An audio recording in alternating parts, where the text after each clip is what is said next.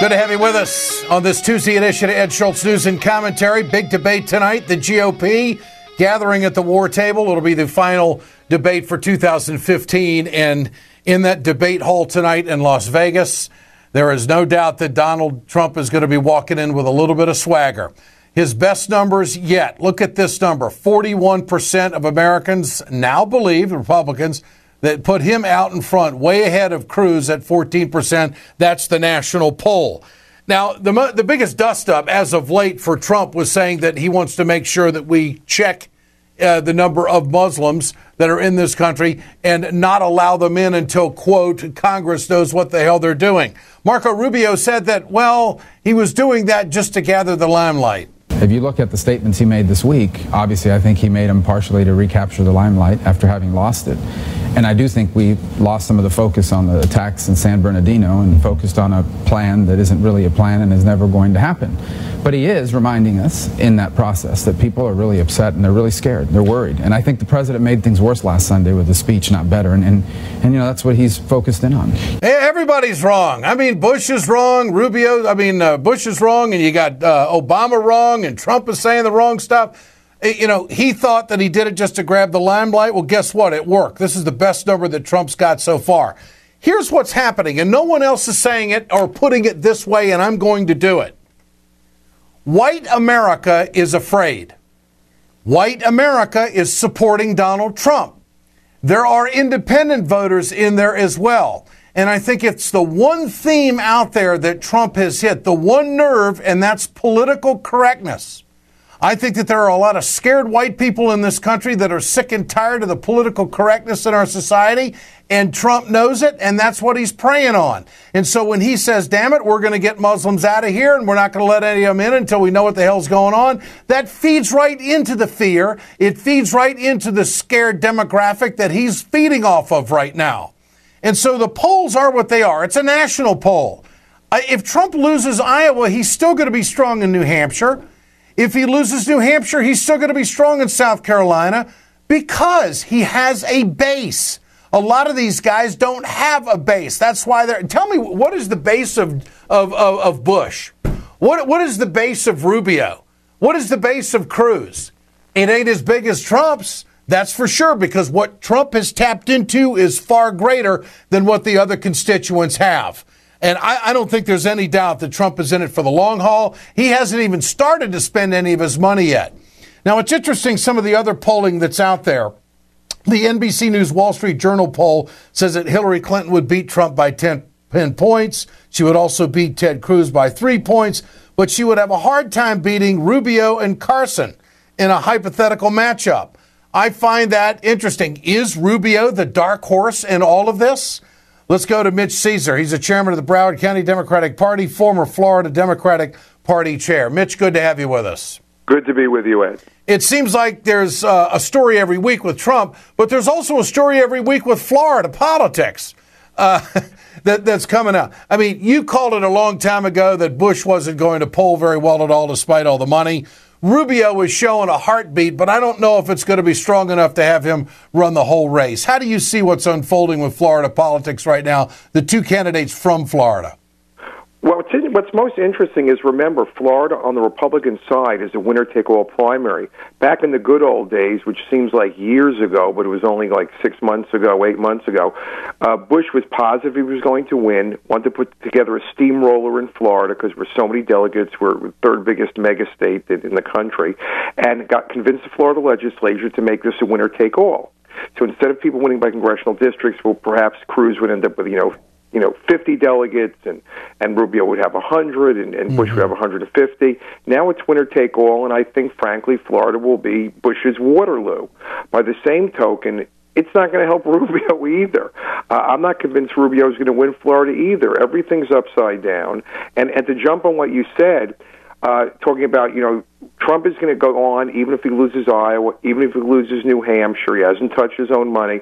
That's why the Republicans are talking behind closed doors about a broker convention. I think he's going to win New Hampshire. I do. I think Trump's going to win New Hampshire. I don't think Iowa matters that much. I really don't.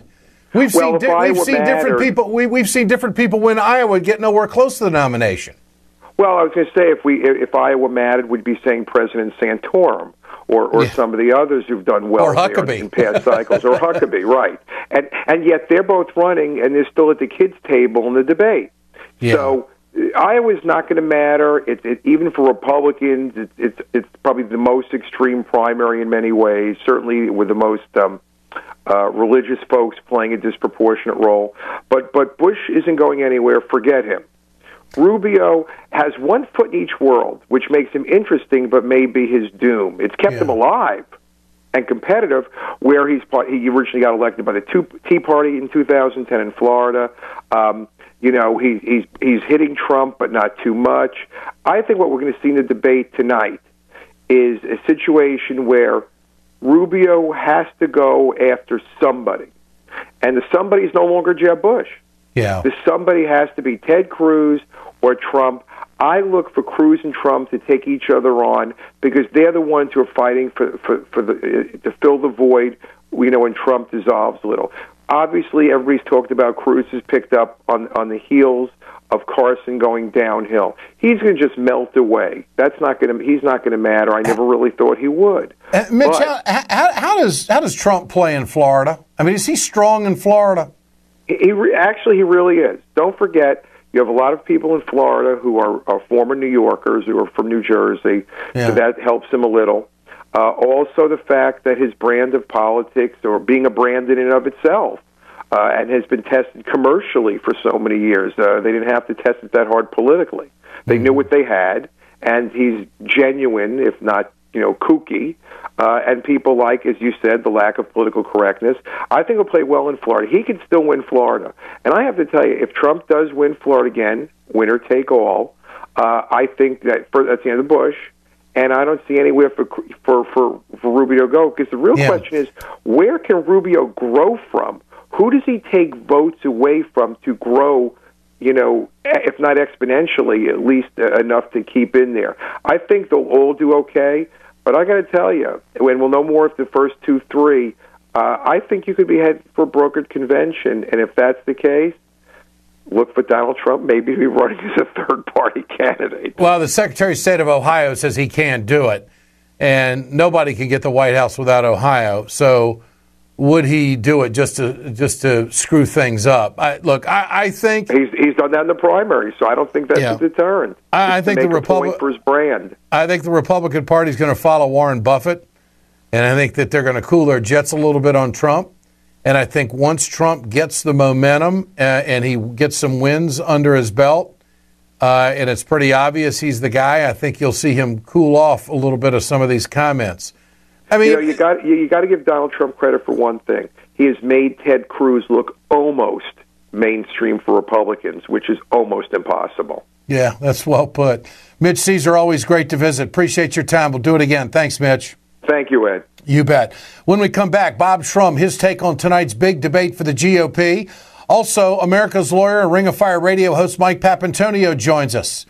The medicinal use of medical marijuana. Why can't it pass in a lot of states? It has in 23 states in this country, in the District of Columbia. That's a big legislative and legal fight. We'll talk about that. Stay with us. Hey folks, you've heard me talk about BioGreen Clean. I'm going to show you right now on my airplane just how tough this is. I want you to keep in mind, chemical-free, 100% plant-derived, biodegradable. It is the safest cleaner that you can get, and it's the most effective. Go to our website, wegoted.com, or go to biogreenclean.com. www.biogreenclean and order today. To continue our conversation about mechanical insulation. Mechanical insulation is for the piping systems in our nation's commercial and industrial facilities. Facility owners are burning up billions of dollars through the lack of mechanical insulation on these piping systems. Call the iSave team. Insulation saves America valuable energy, and this team of energy conservation specialists is shovel-ready to save you money. Visit iSaveTeam.org to have a specialist give your plant an energy audit. Perpetuate a culture of crime all the way from Wall Street right down to the main street in our hometowns. It's worse than it has been since FDR took control of the problem and said we can't count on industry taking care of the American labor. They probably have already engaged into some type of criminal cover-up, and the law prohibits the government from even doing anything about it. Catch America's lawyer Mike Papantonio on YouTube at youtube.com/GoLeftTV. Communication Workers of America, Alliance for American Manufacturing, BioGreen Clean, and the iSave team bring you this production. Ed Schultz, news and commentary. Interesting timing by the president yesterday that he goes to the Pentagon, flanked by all of his lieutenants in his administration, gives a speech on fighting ISIS. And, of course, tonight is the big GOP debate in Las Vegas, and they, of course, have tried to position themselves as the party or the candidates that will be able to fight ISIS a hell of a lot better than the president's been doing and defeat any kind of effort that ISIS might have to destroy this country. And, of course, Obama's not doing enough, according to them. The president, a little preemptive strategic strike here. Here it is. We are hitting ISIL harder than ever. Coalition aircraft, our fighters, bombers, and drones have been increasing the pace of airstrikes, nearly 9,000 as of today. Last month in November, we dropped more bombs on ISIL targets than any other month since this campaign started. We're also taking out ISIL leaders, commanders, and killers one by one. The point is, ISIL leaders cannot hide, and our next message to them is simple: you are next. You know what that is? That is just debate material for whoever's asking the questions, because that sets up the moderators big time. Now they can turn to these Republican candidates and say, yesterday the president said this. Do you agree or disagree, or what are we doing right or wrong? And so I think the president pretty much cleared the beach on that. I don't think it's an irony. I think it was very well planned out, and I don't think it's a coincidence, so to speak. There's a couple things that are going to be interesting tonight. How much swagger is Donald Trump going to have with his best polling numbers? How does he use it? Who does Rubio go after? And how does Bush become relevant? So who's got the tough political hill to climb tonight in the Republican debate? Let's turn to Bob Shrum, Democratic Strategist, Professor at USC. Bob, good to have you with us. Happy to be here, Ed. You bet. Unpack it for us. What do you? How important is tonight? I mean, these debates are getting excellent ratings no matter what network they're on. CNN has had this clock down in the corner of for a couple days now. They've been running this clock about when the kickoff is to the big debate in Las Vegas tonight. How do you unpack it? Who's got the heavy lift tonight, and what does this latest national number do for Trump, if anything? Well, ironically, I think Trump is in a bit of a tough position. He's got a really good national number, and suddenly he's 10 points behind in Iowa, according to the Des Moines Register poll, which is a poll I really trust. That's why he attacked Ted Cruz this weekend, attacked him, said he was anti-Iowa because he didn't support corn-based ethanol, which we all thought at the beginning was going to be a great environmental tool, but in fact creates some real environmental problems. That's not why Cruz is against it. He's against it because he's against subsidies for anybody except big oil. But so I think watching the byplay between Trump and Cruz is going to be very interesting in this debate. Well, here's what sets it up. On Fox News Sunday, Trump said this about Cruz. I don't think he's qualified to be president. Why not? Because I don't think he has the right temperament. I don't think he's got the right judgment. What's wrong with this temperament? Well, you look at the way he's dealt with the Senate, where he goes in there like frankly, like a little bit of a maniac. You're never going to get things done that way. You can't walk into the Senate and scream and call people liars and not be able to cajole and get along with people. He'll never get anything done, and that's the problem with Ted. What about that, Bob? Well, I think Trump talking about temperament is a little bit like the 1930s comedian Fatty Arbuckle talking about diet. I mean, this guy has a terrible temperament. I'm not sure that's the basis upon which he wants to debate. I mean, he wrote in one of his books that, revenge against people who he disagrees with or who do something to him makes him feel really good. That's probably not the best attitude to take into the presidency. But Trump, I think, sees, he's not used to being in second place. He's in second place in Iowa right now. He's attacked the Des Moines Register poll, which is absurd. It has an incredibly good track record. So I think you're going to see him really go after Cruz tonight. I think he thinks he has to. What does Rubio do, Bob? What does he do? Rubio, Rubio looked like Rubio was going to move, and he still could because he's the real alternative that the establishment would like to turn to.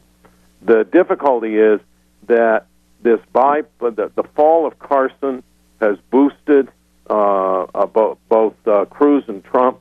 Rubio seems to have picked up very little of that support, and so he seems, stuck in Iowa. He's not in very good shape. Nationally, he seems stuck around 12 or 13 or 14, and he needs to move. And the way you move is not just in the national polls. They're not what count at this point. Mm-hmm. What counts most at this point is the polling in Iowa, the polling in New Hampshire, and the outcome of those two primary, the caucus and the primary. I often wonder what kind of ground game Trump has in Iowa. I mean, you got to get people out. You got to get them to go to a meeting for several hours to stand up and speak and support you. He gets the crowd. Is that crowd because they want to see The Apprentice star? Or they want to see Donald Trump a billionaire? They want to be there if he says something outrageous? Or are they there because they're willing to go caucus for him? What do you think? His problem in Iowa, in my view, is not lack of organization. If you look at these crowds all over the country, you read about them, and there have been a number of recent pieces.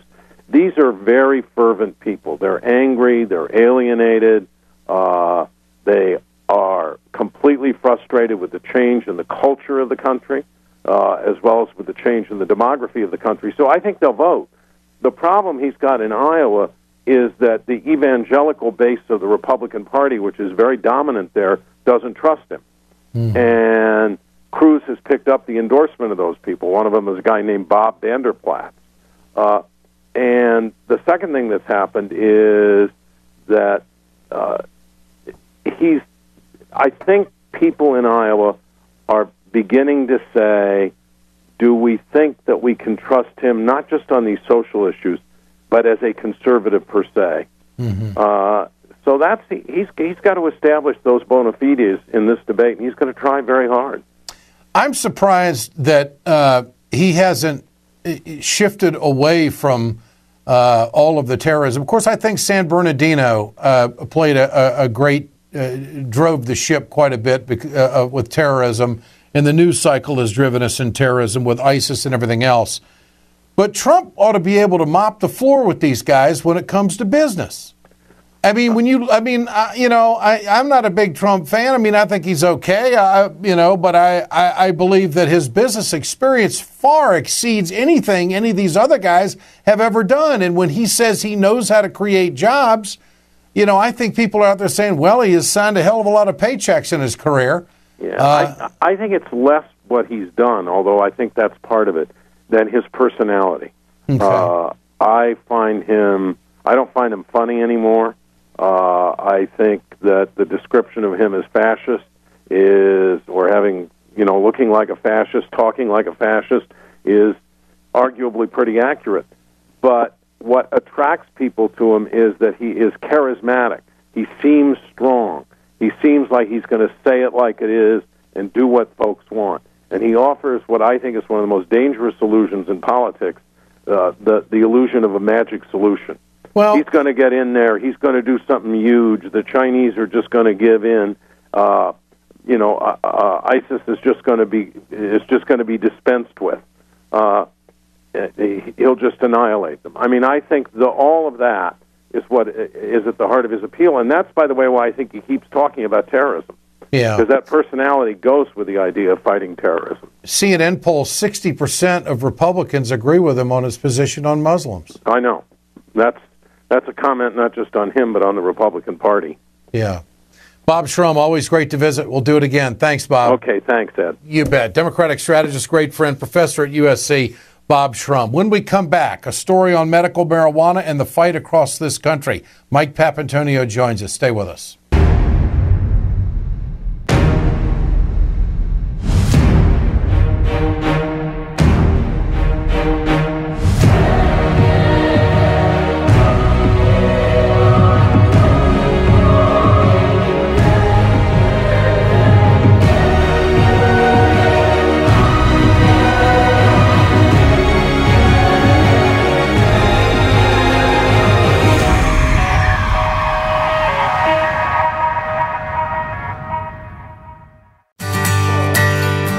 From the steel mills of Pennsylvania to the auto factories of Michigan to the modern makers movement, manufacturing makes our nation great. I'm Scott Paul, president of the Alliance for American Manufacturing. We bring business and labor together to advocate for policies that everyone can agree on. Together, we can strengthen manufacturing and create good-paying American jobs.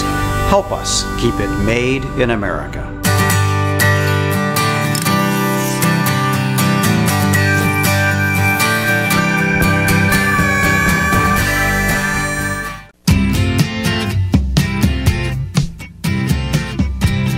Good to have you back with us here on Ed Schultz News and Commentary. One story that needs, I think, a great deal of conversation in this country. And if you have someone who is sick in your family, this may touch your heart in a big way. The legislative and legal fight in this country over the use of marijuana for medicinal use continues. Now, the 23 states have it legalized, along with the District of Columbia. And there are a number of states that are out there trying to get it legalized to help people who have got medical conditions. It has been proven that it does help. For instance, there have been surveys done by the American Medical Association. They've done 79 medical marijuana studies dealing with over 6,000 patients. And they find that moderate quality evidence support the use of marijuana for treatment of chronic pain. There's a lot of people in this country with chronic pain that don't want to take any narcotics because, of course, they're addicting. And if you know anybody who's got a back problem, you know exactly what I'm talking about. The bottom line here is that we are moving forward as a society, and social mores are changing, ideas are changing, habits are changing, and people are being more accepting of things. But there's two things dealing with marijuana that I've never understood. It's a Schedule I drug. It's thrown in there with heroin and LSD, all the hard stuff, and because of that, they can't do the proper testing on it. You also have the Drug Enforcement Administration, let's face it, which is in business. They've gone so far as to say it's a joke. That's right.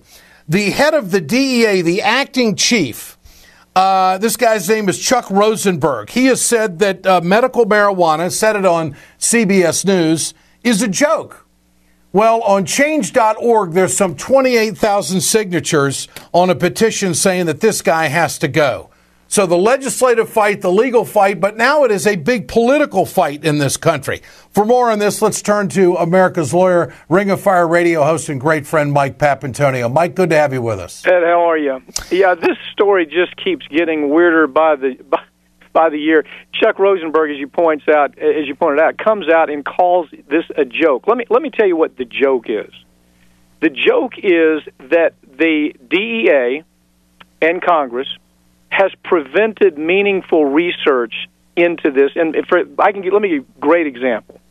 In Colorado, they developed something called Charlotte's Web, and it's all over the media. CNN's done reports, MSNBC, virtually every major outlet has done reports on this story. And what they found was once they were permitted to actually study this, once they didn't run the risk of going to jail to study it, they found that a child with epilepsy who's having 100 grand mal seizures a day, that this Charlotte's Web, which is a non-narcotic, by the way, no narcotic at all, they give it to them by way of oil, it goes to zero. And as a matter of fact, it's not like it just goes to zero. That when they do have a seizure, it is, if they do, it's at night while they're sleeping. So what happened was the DEA, and the government got into this process to where they made it so difficult for people to develop things like Charlotte's Web that you put science back about 15 years to 20 years in just moving ahead on issues like this. Now, the real interesting thing is when you dug down and found out why, it was the pharmaceutical industry that didn't want competition. So they would rather keep kids with epilepsy drugged up on about a half a dozen different kinds of drug cocktails rather than giving them this one, which is purely non-narcotic. It's an oil. You mix it with orange juice and they drink it, and it completely does away with the risk of grand mal seizures in any meaningful kind of way. So connect these two. How does this fight affect that? Well, the fight right now is really state by state. What's happening state by state is, for example, Ohio is a really good example, Ed. Ohio should have passed their legalized marijuana. But what ended up happening is you had four groups, basically megabuck groups, that had commandeered the fight. It was a grassroots fight. People understood they wanted to legalize medical marijuana for the very kind of reasons I'm talking about. They knew that it helped with dementia. They knew that it helped with MS. They knew it helped with Parkinson's disease. And it's not that it's just a neuroprotectant. You see, neuroprotectant is the reason that they're using it for concussion treatment. It's also a neurogenic. It actually there's tons of information that says it actually rebuilds the synapse from a neurological standpoint. So Ohio says, grassroots start, but it's commandeered by four individuals, and the fight becomes about them. All they're in it for is the money. They want to corner the market, and the very decent people that were out there door to door, knocking on doors, doing all the work, trying people to get it's going to help. Yeah, and they would have won, but for it. Same thing happened in Florida. Day one in Florida, legalized marijuana for medical purposes is up 88%. In comes this self-serving character, commandeers the fight, and then on day two, it's lost. The entire you went from 88% to losing the fight. So, why? Because grassroots gave up, and it was commandeered by these folks that it's all about them. It's not about anybody but them. Well, this story in recent days is that Florida has disbanded the effort to try to get it on the ballot in 2016 because they said that they couldn't get 1 million signatures. Had these people not injected themselves, you think that could have happened? Oh, absolutely. And it was just the most pitiful story. I mean, it was a pitiful story. We were involved from the standpoint of full disclosure here. We were involved because we wanted Charlotte's Web to be made available to children. And that's all. That's the only dog we had in the fight. I wasn't interested in, I was not participant in the broader issue of legalized marijuana across the board, which is important, but we have to begin somewhere. So now you have these children that are having to go to Colorado, for God's sakes, even to get this stuff. And so, there's no guesswork here anymore. This is not, and to have Rosenberg come out and say this is a joke, you tell the parent of a child that has to watch their child go through 50 to 60 seizures a day that this is a joke? Well, Mike, why hasn't there been more emphasis on the American Medical Association and the findings that they have had in the studies that they've had, some 79 studies dealing with over 6,000 patients? Why wouldn't that lend credibility to the advocacy of medicinal use of marijuana in the state of Florida? Ed, it would. You know what the holdup is? The federal government. It's the DEA. The DEA puts such fear in everybody's mind about this that if a person wanted to go to Florida, for example, and they wanted to market Charlotte's Web just like a pharmaceutical company would do, only they don't charge 4,000% increase. They don't do these ridiculous markups. If they wanted to do that, the first thing that would happen is they would say, well, DEA won't allow that company to do any banking in the state of Florida, so how does that company do any kind of business? The federal government is the problem here, because once the federal government does what they should do, and that is to abandon this DEA fantasy that tries to justify their exorbitant budget, tries to justify these salaries that they're paying to these DEA, not even agents. These are just bureaucrats. There's truly bureaucrats where all the DEA money is gone. And it's pathetic. All right. Because people's lives are really in the balance here. Let's talk about the politics of this. You have some allies in Congress. This is Earl Blumenauer, Democrat from Oregon, talking about the comment that was made by the DEA chief. Chuck Rosenberg, the acting administrator of the Drug Enforcement Agency, recently called the notion of smoking medical marijuana a joke. What is a joke is the job Rosenberg is doing as acting DEA administrator. He's an example of the inept, misinformed zealot who has mismanaged America's failed policy of marijuana prohibition. Americans recognize it's time for a change in direction to legalize, regulate, and tax marijuana. Leadership needs to change. Rosenberg is clearly not the right fit for the DEA in this administration. So, Mike, where's the political fight in this? Political fight is trying to get this administration to call the dogs off. You had Eric Holder in there, for example. It took him years to even acknowledge the fact that people can be medically treated with medical marijuana, and then all of a sudden at the end he says, "Oh, well, I was wrong." Yeah. Well, how did the 23 states did it just individually? I mean, they put it on the initiative, and they got progressive, and they got it done. And the way it happened, Ed, is it happened by way of grassroots. It wasn't commandeered by these self-serving windbag. It's all about me kind of types that put all their money in. It becomes about them. They're on the commercials. They're embarrassing the effort, and in the end, the effort fails. At the same time, it fails during a time when alcohol kills 88,000 people a year. Pharmaceutical drugs kill 106,000 people a year. Compare that to marijuana, it's not even a blip.